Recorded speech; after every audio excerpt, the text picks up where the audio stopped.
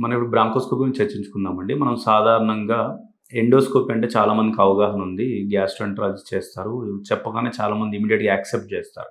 చాలా మందికి బ్రాంకోస్కోపీ అని చెప్పగానే ఫస్ట్ అంటే లంగ్స్‌లోకి ఇన్సర్ట్ చేస్తామని చెప్పగానే చాలామంది పానిక్ అవ్వడం గాని, లేదంటే కొద్దిగా హెసిటేట్ అవుతారు.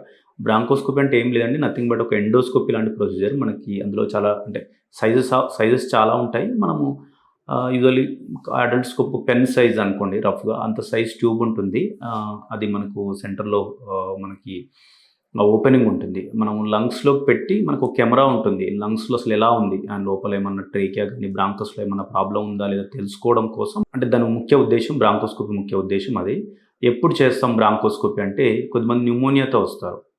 వచ్చినప్పుడు వాళ్ళకి తెమ్మడ ప్రొడ్యూస్ కాదు. అలాంటప్పుడు మనం ఆ న్యూమోనియాకి ఎందుకొచ్చింది ఆ న్యూమోనియా? స్ఫూటం రాని వాళ్ళలో ఆ బ్రాంకోస్కోపీ చేసుకొని ఆ బాల్ అంటాం. అక్కడ మనం కొద్దిగా వాటర్ నార్మల్ సెలైన్ పోసి కొద్దిగా క్లీన్ చేసి మనం అవి కల్చర్స్ పంపిస్తాం. ఆ వచ్చే కల్చర్స్ ద్వారా మనం యాంటీబయాటిక్స్ మార్చుకోవడం ద్వారా పేషెంట్స్ రికవరీ అనేది ఫాస్ట్ ఉంటుంది. అంతేకాకుండా కొద్ది మందిలో ఇమ్యునోసప్రెసివ్ మెడిసిన్స్ కానీ, లంగ్ ట్రాన్స్‌ప్లాంట్ వాళ్ళలో మనకు లంగ్ ఇన్‌ఫిల్ట్రేట్స్ ఉంటాయి. అలాంటి సందర్భాల్లో మనం బ్రాంకోస్కోపీ చేసుకుంటాం. దాని ద్వారా మనం యాంటీబయాటిక్స్ మార్చుకోవడానికి హెల్ప్ అవుతుంది.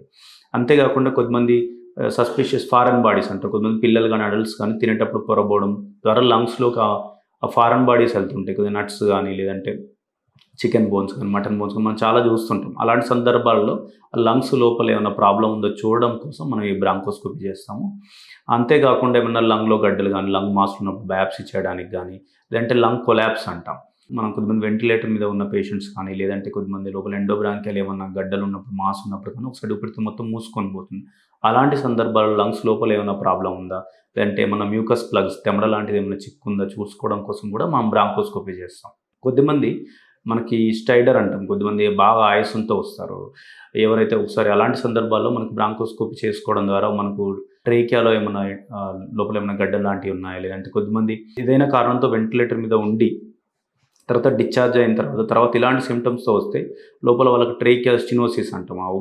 లోపల ఉన్న ట్రేకియా నారోయింగ్ అవ్వడం గాని, లేదంటే బ్రాంకస్ నారోయింగ్ అవ్వడం గాని అవన్నీ మనకి బ్రాంకోస్కోపీ చేస్తేనే మనకు కన్ఫర్మేషన్ ఉంటుంది.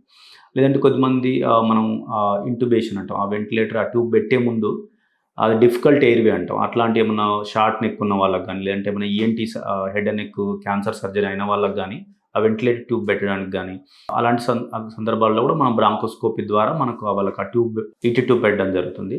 అంతేకాకుండా కొద్దిమందికి డిఫికల్ట్ వీనింగ్ అంటాం. ఆ వెంటిలేటర్ మీద నుంచి మనం కొద్దిమందికి ఆ ట్యూబింగ్స్ తీయలేము. అలాంటి వాళ్ళకి కూడా మనం ఈ బ్రాంకోస్కోపీ చేసుకొని లోపల ఏమన్నా ప్రాబ్లమ్ ఉందో లేదో తెలుస్తుంది. యూజువల్‌గా బ్రాంకోస్కోపీ అనేది వెరీ సేఫ్ అండి. మనం అంటే విత్ ఎక్స్‌పర్ట్స్ హ్యాండ్స్‌లో మేము వెరీ సాధారణంగా చేస్తూనే ఉంటాం.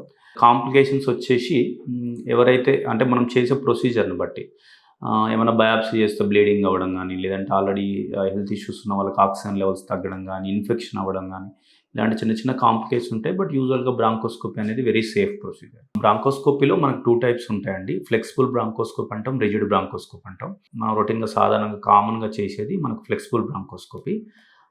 ఇప్పుడు రిజిడ్ బ్రాంకోస్కోపీ అని కూడా ఉంటుంది. మనం ఈ రిజిడ్ బ్రాంకోస్కోపీని సాధారణంగా మనం అడ్వాన్స్డ్ ఇంటర్వెన్షన్స్ వాడతాం.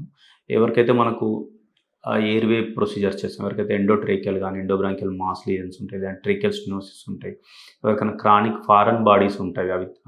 అవి తీయాలనుకున్నప్పుడు, లేదంటే ఎవరికైతే మనం బ్లీడింగ్ సస్పెక్ట్ చేస్తున్నామో అలాంటి సందర్భాల్లో గాని, లేదంటే ఏమైనా స్టెంట్ ప్లేస్‌మెంట్ సిలికాన్ స్టెంట్స్ గాని, లేదంటే ఒక్కోసారి మెటాలిక్ స్టెంట్స్ పెట్టడానికి గాని, మన ఎండోట్రేకియల్ ఎక్స్టెన్సివ్ కంప్రెషన్స్ ఉన్నప్పుడు ఆ స్టెంట్స్ పెట్టడానికి గాని మనం ఈ రిజిడ్ బ్రాంకోస్కోపీని వాడతాము. సాధారణంగా మనం బ్రాంకో అల్వియోలర్ లావే చేయడానికి గాని, లేదంటే ఎండోబ్రాంకియల్ విజువలైజేషన్ చేయడానికి గాని మనం సాధారణంగా వాడేదాన్ని మనం ఫ్లెక్సిబుల్ బ్రాంకోస్కోపీ అంటాం. మీరు తీసుకునే అదే మందులు, అదే నాణ్యమైన మందులు, కానీ సగం ధరకే.